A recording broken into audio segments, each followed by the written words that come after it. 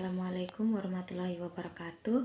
Perkenalkan, nama saya Wamice dengan NIM R2214201018. Saya merupakan salah satu mahasiswa dari Universitas Karya Persada Muna, jurusan S1 Keperawatan. Video ini saya buat untuk memenuhi tugas mata kuliah keperawatan kritis dengan dosen pengampu Bapak Kiataba Escape Nurse MCAP. Jadi pada kesempatan kali ini saya akan membahas sedikit tentang pendidikan kesehatan yang berkaitan dengan upaya-upaya pencegahan primer, sekunder, dan tersier pada kasus kritis dengan luka bakar. Mungkin untuk lebih singkatnya kita simak videonya sama-sama ya. Oke, langsung saja pada pembahasannya. Yang pertama, apa itu luka bakar? Jadi luka bakar itu merupakan salah satu cedera kompleks yang dapat disebabkan oleh berbagai faktor seperti paparan panas, bahan kimia, radiasi, listrik, maupun gesekan. Nah, cedera ini itu akan berdampak signifikan pada kulit dan jaringan tubuh lainnya dengan potensi komplikasi yang lebih serius seperti infeksi, kehilangan cairan masif, hingga kegagalan organ multipel. Patofisiologi luka bakar, di mana pajanan panas yang menyentuh permukaan kulit itu akan mengakibatkan kerusakan pembuluh darah kapiler kulit dan peningkatan permeabilitasnya, di mana peningkatan permeabilitas ini akan mengakibatkan edema jaringan dan pengurangan cairan intravaskular, di mana kerusakan kulit akibat luka bakar menyebabkan kehilangan cairan terjadi akibat penguapan yang berlebihan pada luka bakar derajat 1, penumpukan cairan pada bula di luka bakar derajat 2, dan pengeluaran cairan dari keropeng pada luka bakar derajat 3. Oke, lanjut. Di sini ada gambar derajat luka bakar derajat 1, derajat 2, dan derajat 3. Di mana luka bakar derajat 1 itu dia luka bakar yang paling ringan yang hanya mengenai lapisan luar epidermis saja dan tidak sampai mengenai daerah dermis. Sementara luka bakar derajat 2 itu dia kerusakan yang lebih dalam mengenai epidermis dan sebagian dermis.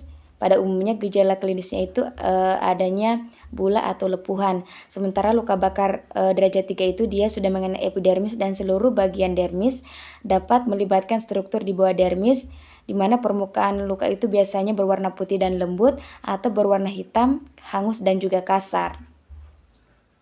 Oke, kemudian kita masuk pada upaya pencegahan primer pada kasus luka bakar.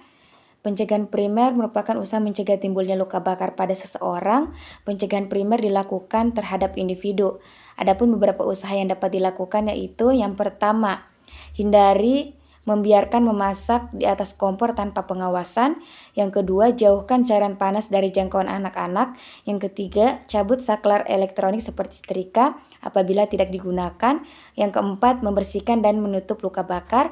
Yang kelima, jauhkan luka bakar dari paparan sinar matahari langsung. Dan yang keenam, segera rujuk ke fasilitas kesehatan terdekat. Selanjutnya kita masuk pada upaya pencegahan sekunder, di mana pencegahan sekunder ini dilakukan dengan melakukan penanganan yang tepat untuk mengurangi kecacatan. Jadi pencegahan sekunder ini dapat dilakukan dengan beberapa cara. Yang pertama, hentikan pajanan segera, yang berarti menjauhkan pasien dari zat kimia atau api yang menyebabkan kebakaran. Yang kedua, lepaskan semua pakaian atau perhiasan di sekitar area kulit yang terbakar. Hati-hati, tidak perlu melepaskan apapun yang melekat pada kulit yang terbakar karena akan menimbulkan nyeri. Yang ketiga, dinginkan luka bakar dengan air mengalir, suhu ruangan selama 20 menit setelah terjadi cedera. Pencegahan tersier luka bakar, yaitu pencegahan tersier dapat dilakukan dengan perawatan yang dapat mengurangi rasa nyeri maupun keluhan lainnya, serta perbaikan di bidang psikologi, sosial, dan spiritual pasien. Untuk mengurangi ketidakmampuan dapat dilakukan dengan rehabilitasi supaya penderita dapat melakukan aktivitasnya kembali. Nah, upaya rehabilitasi dilakukan baik secara fisik, mental, maupun sosial. Seperti menghilangkan rasa nyeri, harus mendapatkan asupan gizi yang baik. Nah, cara untuk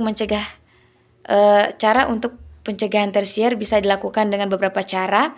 Yang pertama, peregangan, penguatan, latihan kerja dalam kehidupan sehari-hari, rehabilitasi fisik, dan rehabilitasi psikis.